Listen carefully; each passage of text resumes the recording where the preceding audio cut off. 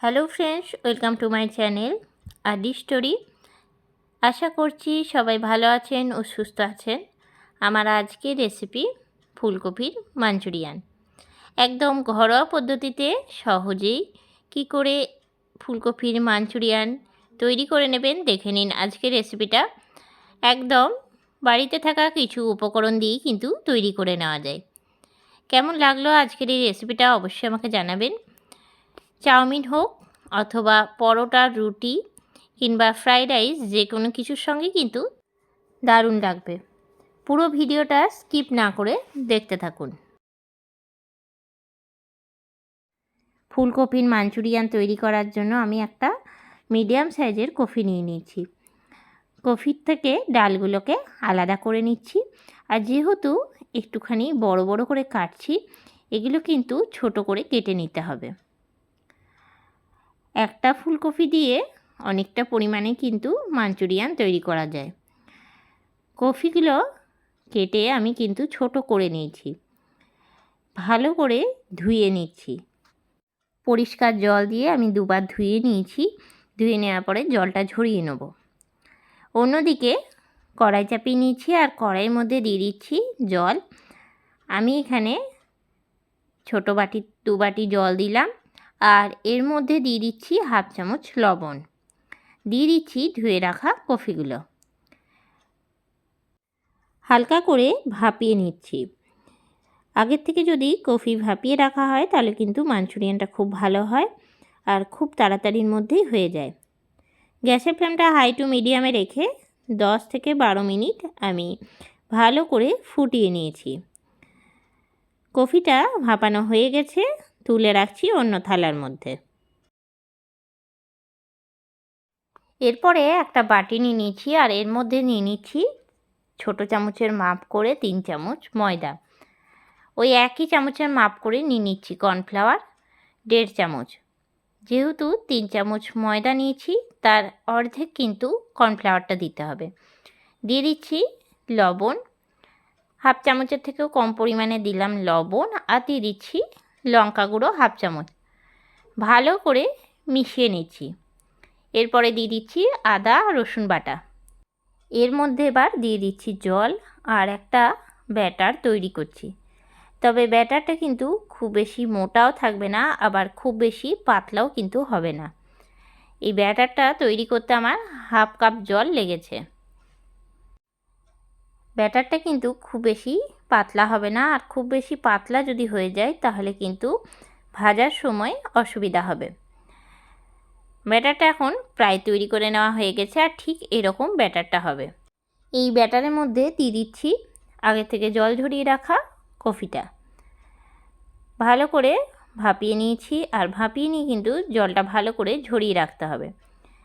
এর মধ্যে একবারে কিন্তু সবগুলো দেব না, কয়েকটা করে দেবো আর কয়েকটা করে ভেজে নেব। ব্যাটারের মধ্যে 5 থেকে 7 মিনিট ডুবিয়ে রেখে দিলাম। অন্যদিকে আমি তেলটা চাপিয়ে নিচ্ছি।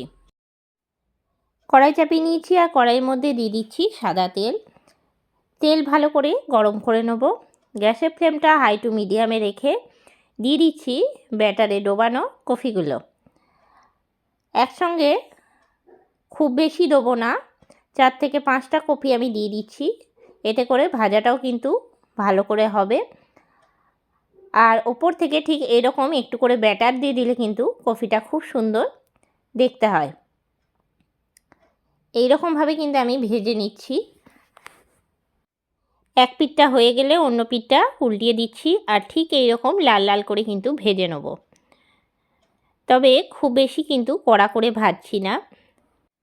এখন আমি তুলে রাখছি একটা থালার মধ্যে আর ভালো করে ভেজে নেওয়া হয়ে গেছে। উল্টে পাল্টে ভালো করে ভেজে নিয়েছি। আর এই কফিগুলো ভাজতে কিন্তু 10 থেকে 12 মিনিটের মতন টাইম লেগেছে। বাকিগুলো এই একই রকমভাবে ভেজে নেব। দিয়ে দিচ্ছি আবারও এই রকমভাবে পুরোটা আমি ভেজে নিচ্ছি।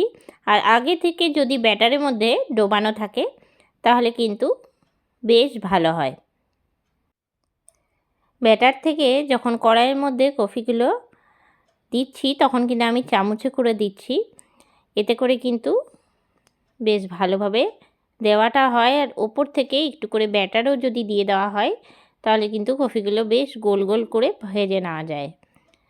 এক পিঠটা হয়ে গেছে, অন্য পিঠটা উল্টে দিলাম। এই রকমভাবে কিন্তু আমি বাকিগুলোও ভেজে নিচ্ছি। এগুলো ভেজে নেওয়া হয়ে গেছে, তুলে রাখছি থালার মধ্যে। আরও বাকি যেটুকু আছে সেটাও ভেজে নিচ্ছি, তারপরে গ্রেভিটা তৈরি করে নেব। কফিগুলো ভেজে নেওয়ার পরে তেলটা কমিয়ে নিয়েছি। আমি এখানে 4 চামচের মতন তেল দিয়েছি। তেলটা ভালো করে গরম করে নিয়েছি।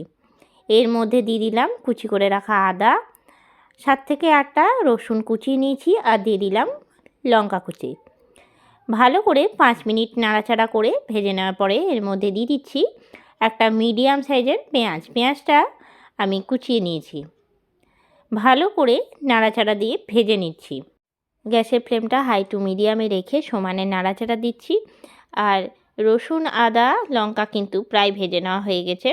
আর পেঁয়াজের ভাজাটা কিন্তু ঠিক এই রকম ভাজা হবে, খুব ডিপ ফ্রাই কিন্তু হবে না। এরপরে আমি দিয়ে দিচ্ছি এর মধ্যে টমেটো সস। আমি এখানে 2 চা চামচ নিয়েছি টমেটোর সস, আর দিয়ে দিলাম 2 চা চামচ ডার্ক সোয়া সস। ভালো করে মিশিয়ে নিচ্ছি। আপনারা চাইলে এর মধ্যে রেড চিলি সসও কিন্তু দিতে পারেন, তবে আমি এখানে রেড চিলি সসের ব্যবহার করিনি। আমি টমেটো সস আর সোয়া সস দিলাম। ভালো করে 5 মিনিটের মতন নাড়িয়ে নিচ্ছি। 5 মিনিট কষিয়ে নেওয়া হয়ে গেলে এর মধ্যে দিয়ে দিচ্ছি আন্দাজ মতন লবণ, আর দিয়ে দিচ্ছি লঙ্কা গুঁড়ো। আমি এখানে কাশ্মীরি লঙ্কা গুঁড়ো দিলাম 1 চা চামচ। বেশ কিছুক্ষণ ধরে নাড়াচাড়া করে মশলাটা কষিয়ে নিচ্ছি। আর এর মধ্যে কিন্তু আমি সামান্য করে জল দিচ্ছি। জল দিয়ে বেশ কিছুক্ষণ নাড়িয়ে নিচ্ছি। অন্যদিকে একটা বাটি নিয়ে নিয়েছি, আর এর মধ্যে আমি নিয়ে নিচ্ছি কর্নফ্লাওয়ার। আমি এখানে 2 চা চামচ কর্নফ্লাওয়ার নিচ্ছি। সামান্য জল দিয়ে কর্নফ্লাওয়ারটা গুলে নিচ্ছি। অন্যদিকে কিন্তু গ্রেভিটা অনেকটাই প্রায় হয়ে এসেছে। আর দিয়ে দিচ্ছি কড়াইয়ের মধ্যে। একবারে কিন্তু আমি কর্নফ্লাওয়ারটা দেবো না, একটু একটু করে দেবো। কর্নফ্লাওয়ার দেওয়ার সাথে সাথে কিন্তু জমাট বেঁধে যায়, তার জন্য দেওয়ার সাথে সাথে নাড়িয়ে নিতে হবে। এই সময় গ্যাসের ফ্লেমটা লোতে রাখতে হবে। ভালো করে মেশানো হয়ে গেলে এর মধ্যে আমি দিয়ে দিচ্ছি আগে থেকে ভেজে রাখা কফিগুলো দিয়ে নিয়ে ভালো করে নাড়িয়ে নিচ্ছি। এই সময় গ্যাসের ফ্লেমটা লো টু মিডিয়ামে রাখবো। যদি খুব বেশি টান টান হয়ে যায় তাহলে সামান্য গরম জল দিয়েও কিন্তু নাড়াচাড়া করে নিতে পারেন। ভেজে রাখা ফুলকপির সাথে ভালো করে কষিয়ে নেওয়া হয়ে গেলে এর মধ্যে দিয়ে দিচ্ছি আমি হাফ কাপের মতন গরম জল।